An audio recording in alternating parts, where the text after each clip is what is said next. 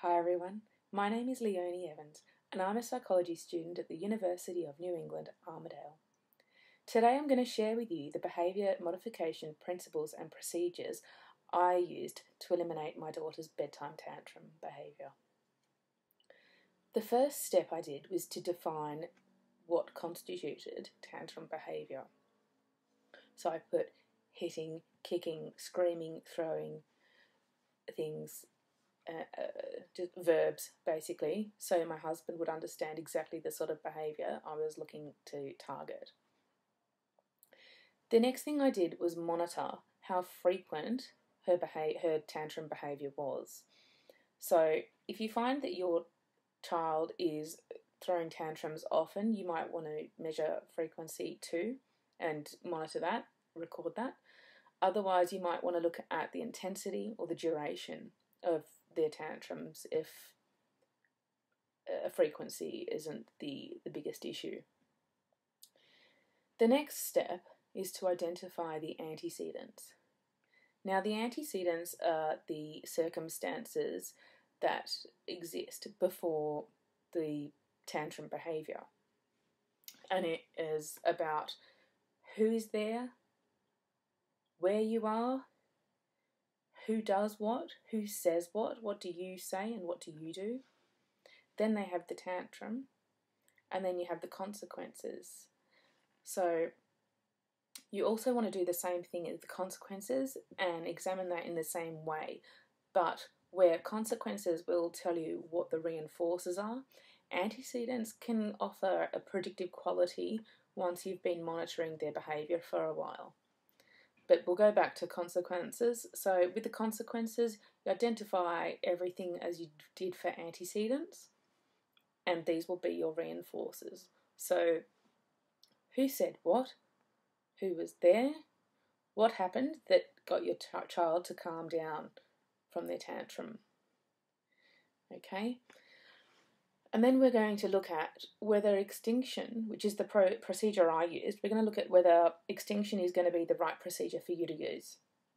And for this, we need to know whether you've got control over those reinforcers. So it depends on what those consequences, if you have control over the consequences, which are the reinforcers, then it's something you can look at applying. If you can tolerate an increase in their tantrum behaviour, that's good too. If you can't tolerate an increase in their tantrum behaviour, like if you're going to get embarrassed or something, which if you're out, it's easy to do. But if you're going to get embarrassed and not continue with it until they have calmed down, then just don't do it at all. Otherwise, it's another behaviour modification technique called shaping, and that's just where you're changing their behaviour. Usually it's on purpose. If you're doing it properly, it's when you're doing it on purpose to teach children something. But in this case, if you apply extinction incorrectly and you don't follow through with it, then you're actually going to teach them how to make their tantrums worse.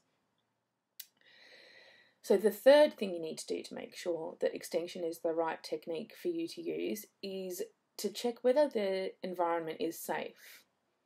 So if they've got little baby brothers or sisters, then a tantrum around them wouldn't be safe for the baby, so you'd need to take the baby away to make it a safe environment.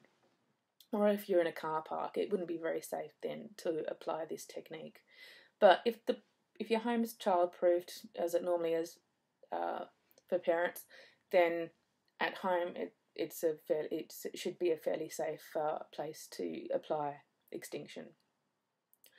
So to apply extinction, what you would do is when they have their next tantrum, you withhold those consequences that you identified earlier, and they will have their tantrum. It will be much worse and probably go for much longer than it would ordinarily because they're trying harder to get their normal response. Then they will give up and that tantrum will die down and they'll become calm. But that could take a while, but you need to be prepared to just go for that ride.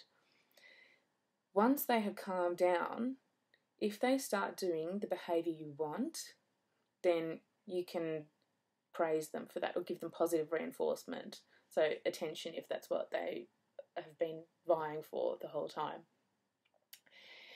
If they need to engage in a task that you've asked them to do, but they're not yet doing that, but they're calm, then you could provide a modelling response. And I did this with my daughter.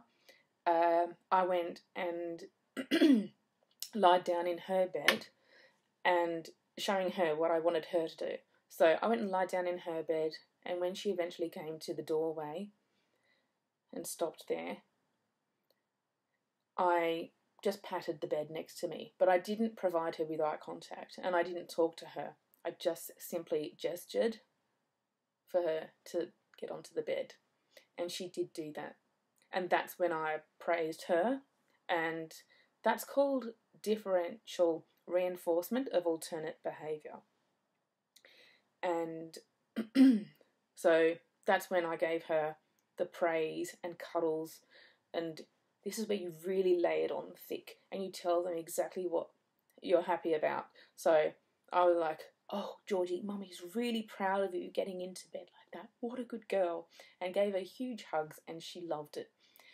We don't have any tantrums anymore. Life has been magic. I have reclaimed the night. So all I can say from here on is good luck and thank you for watching.